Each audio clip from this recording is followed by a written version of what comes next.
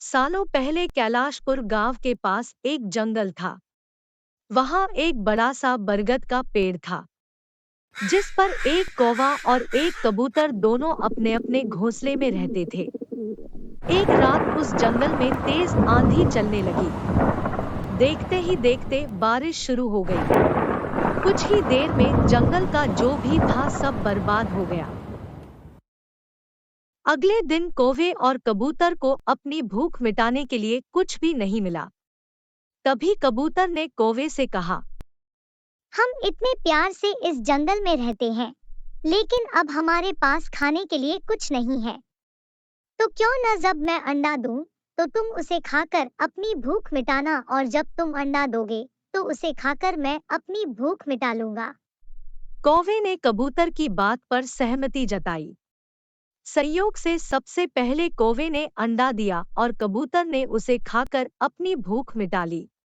फिर कबूतर ने अंडा दिया, लेकिन कौवा जैसे ही कबूतर का अंडा खाने लगा तो कबूतर ने उसे रोक दिया।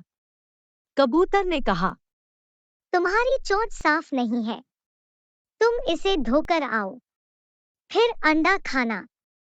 भागकर कौवा नदी के किनारे गया। उसने नदी से कहा, तुम मुझे पानी दो, मैं अपनी चोंच धोकर कबूतर का अंडा खाऊंगा। नदी बोली, ठीक है, पानी के लिए पहले तुम एक बर्तन लेकर आओ। अब कौवा जल्दी से उड़ा और कुम्हार के पास पहुंचा। उसने कुम्हार से कहा, मुझे घड़ा दे दो, उसमें मैं पानी भरकर अपनी चोंच धोऊंगा और फिर कबूतर का अंडा खाऊंगा। मेरे पास अभी कोई घड़ा नहीं है, तुम मुझे मिट्टी ला कर दो, मैं तुम्हें अभी घड़ा बना कर देता हूँ।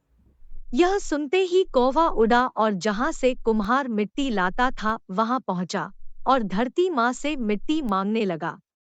वो बोला, माँ मुझे मिट्टी दे दो, उससे मैं बर्तन बनवाऊंगा और उस बर्तन में पानी भरकर अपनी चोंच साफ करूंगा।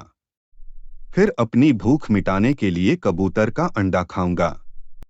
धरती माँ बोली, मैं मिट्टी दे दूंगी, लेकिन तुम्हें खुरपी लानी होगी, उसी से खोदकर मिट्टी निकलेगी। दौड़ते हुए कौवा लोहार के पास पहुंचा।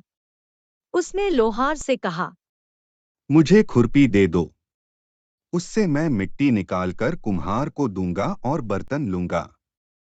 फिर बर्तन में पानी भरूंगा और उस पानी से अपनी चोंच धोकर कबूतर का अंडा खाऊंगा। लोहार ने गर्म खुरपी कौवे को दे दी।